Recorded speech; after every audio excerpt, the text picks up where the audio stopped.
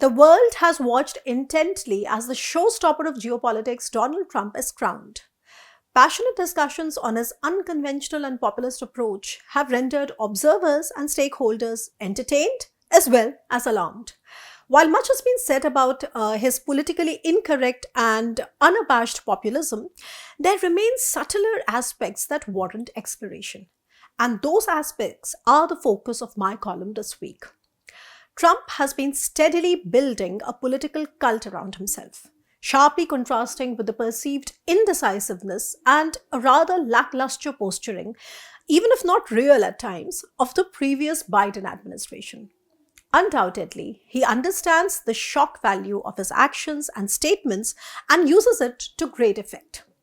Upon assuming office, he swiftly enacted executive orders, which were all focusing on, in my opinion, low-hanging fruits. Borders, immigration, and tariffs on Canada and Mexico, but not on China or the 24-hour solution he promised to the Ukraine war. What were the other newsmakers? A visibly excited Elon Musk stirred controversy by posing a Nazi salute, and Secretary of State Marco Rubio raised eyebrows by referring to India as an ally during talking to the media after a Quad foreign ministers meeting. And this was somewhat tone deaf to India's preference for being called a strategic partner. Meanwhile, the showstopper himself, that is Trump, had mistakenly referred to Spain as a BRICS nation a few hours ago, giving away a certain nonchalance about rhetorical errors which are seen repeatedly in his claims, from Panama to Greenland to Gulf of Mexico to Canada, and the list goes on. These instances indicate that Trump and his team often speak without thorough consideration, and it's their actions that will deserve more scrutiny instead of their words. Now, as regards India, limits to New Delhi's strategically autonomous aspirations seem to be emerging. A quick nod has been given from New Delhi side to buying more oil from the US to compensate for the trade surplus that India currently enjoys with its largest trading partner, that is the US. India has also been nimble with agreeing to take back the detained immigrants, showing a preference to minimize differences instead of raking them up for domestic appeasement. And there is some reason behind it. Data shows that India earns much more from remittances rather than from FDI. For example, in the year 2023-2024, India received about $125 billion in remittances compared to a modest $71 billion in FDI. Now, remember that India has not been the beneficiary of the China plus one diversification, as investments that are not going to China are landing in countries like Vietnam and Singapore, not really coming to India. Since topmost remittances to India come from countries like the US, of course, that's number one, the UAE, UK, Saudi Arabia, it actually makes a lot of strategic sense to support legal immigration and fall in line with Trump's push on it. But with Trump, we need to tell reality from rhetoric. The practicality of several of Trump's actions, however, raises questions. Many of his executive orders, such as the one targeting birthright citizenship, seem designed more for dramatic effect than substantive change. Now, Trump undoubtedly knew such measures would face legal challenges in courts in democratic states, which is precisely what has started to happen. The US Constitution requires constitutional amendments to be proved by individual states as well, ensuring checks and balances, in their governance. So this abolition of birthright citizenship episode serves as a reminder for American federalism, where the president's powers are limited by Congress, by the Senate, by state governments, and of course by the judiciary. So at this juncture, let me address another misnomer. Contrary to popular belief, the US president is not the most powerful democratically elected leader in the world. By contrast, it is the French president that wields far greater unilateral authority over matters such as security, defense, and foreign policy. And this is demonstrated by Emmanuel Macron of France, who continues to reside in the Élysée Palace despite his party losing elections and popular support over and over again.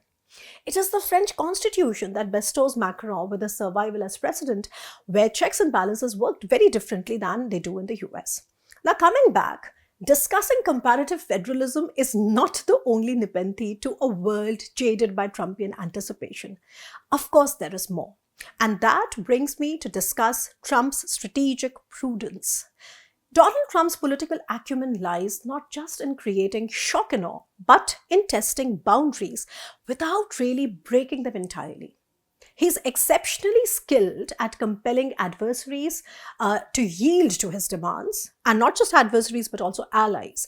But this doesn't imply abandoning America's allies in toto. Historically, America's strength has been evident in its ability to prevent and resolve major wars. But at the same time, its tendency to misinterpret the end of history and overextend itself in prolonged conflicts after 1991 has been a significant undoing. From its decisive role in the Second World War to its strategic influence during the Cold War, the US has consistently shaped global instability, whichever way you want to look at it. Current challenges, such as the Ukraine war and managing power dynamics in the Taiwan Strait, further highlight this indispensable role.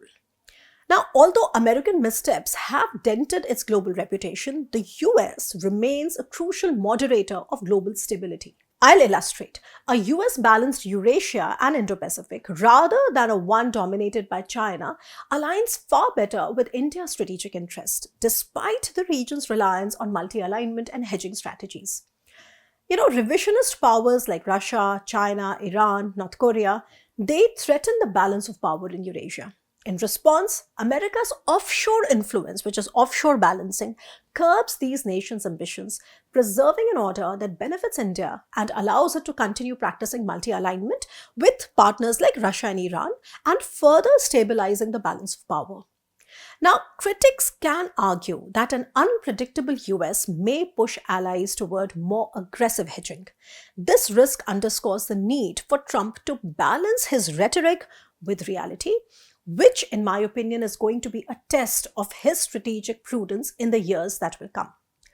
One of Trump's anticipated moves, such as withdrawing from the WHO over alleged COVID-era mismanagement and Chinese influence, reflects his prioritization of American interests. However, when it comes to alliances like NATO, which are essential for maintaining US strategic leverage, they are unlikely to be abandoned.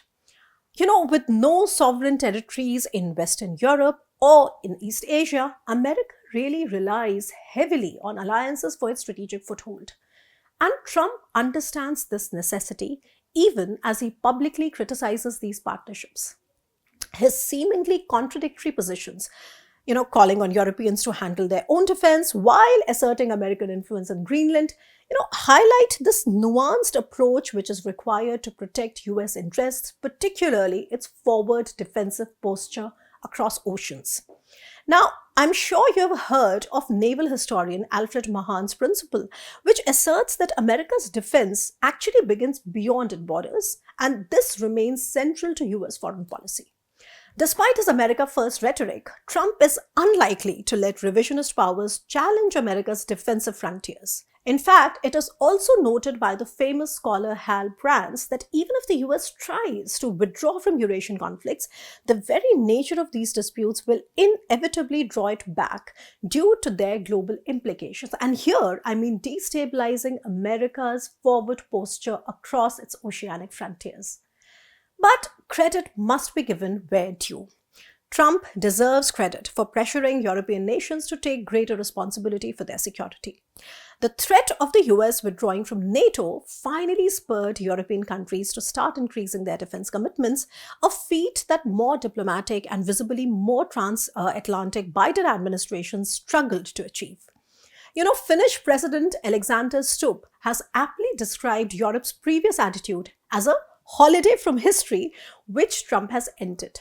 However, Trump's success in this area does not diminish the importance of nuanced diplomacy, which will remain essential for sustaining long-term alliances.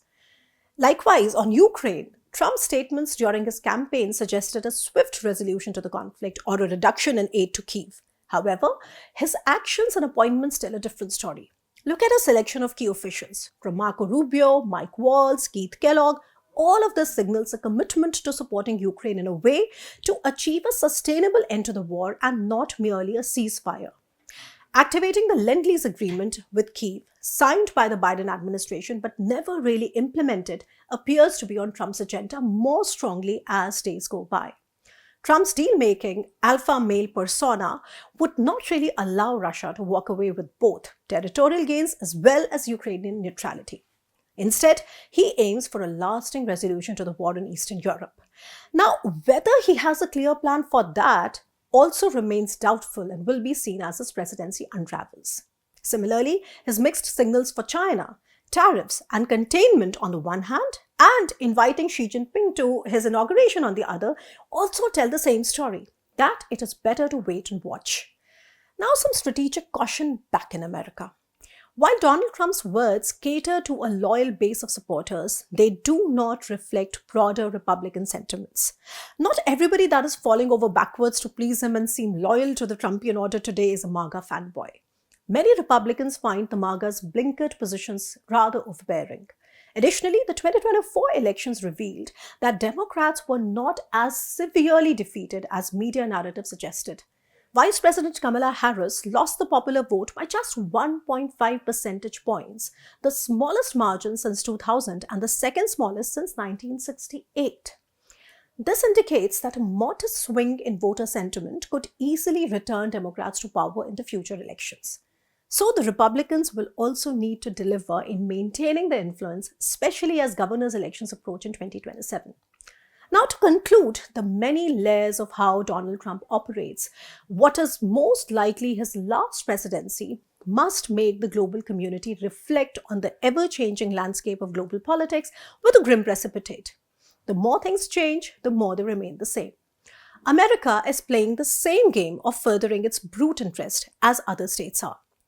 Enjoy the Tara Ram Pum Trump, as I will be back to discuss his actions. Stay tuned.